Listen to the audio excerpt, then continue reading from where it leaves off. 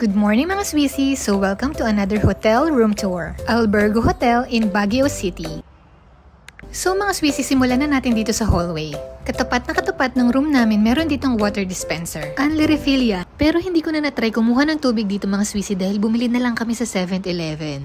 At eto nga yung room namin mga Swissy, 817. So mga Swissy, hindi siya super hotel na hotel ha. Condotel siya. At least naka-keycard sila, kabog diba? So tara mga Swissy, pasukin natin. So as usual mga Swissy, itatap nyo lang yung card. Pasok mga Swissy! So mga Swissy, hindi nga ganun kalakihan itong room na nakuha namin. So pagpasok nyo, eto nga yung kabila ng pinto. Double lock naman sila at may peephole. Pagpasok na pagpasok, sa left side, nandun na kaagad yung CR. So bago natin pasukin yung CR, pasukin muna natin yung bedroom. So yung binook namin mga Swissy ay Superior Suite, 2 single bed. Hi baby! At dahil medyo malaki kasi si Habi, hindi ko sure kung yung queen size bed nila ay kasya kaming dalawa. Kaya 2 single bed na lang yung pinili ko. So sa gilid ng bed, meron silang lamp, meron din silang saksakan, charging port, at light switch na nakokontrol yung iba't ibang area.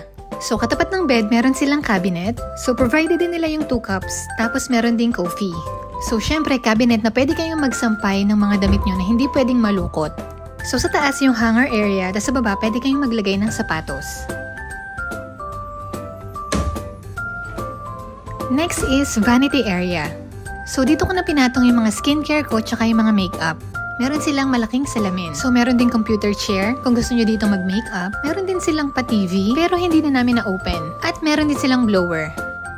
So sa gilid nga ng kama ni Habi, sobrang luwag pa nitong area na to. Feeling ko kasya pa yung pangatlong kama dito if gugustuhin lang ng may-ari. So meron din silang dining table for 2 at meron din silang corner sofa na kapag inupuan mo, lubog na kaagad.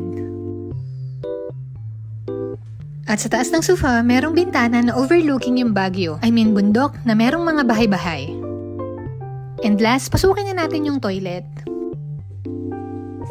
Sa pagpasok, meron silang isang malaking salamin. Meron din silang sink na sobrang liit pero carry na. So may pa-complementary sila na toothbrush, 2. Nakuha pang magpa-cute niyan. So syempre, meron ding basurahan, toilet bowl. Kapag ito naman ang nawala, ewan ko na lang.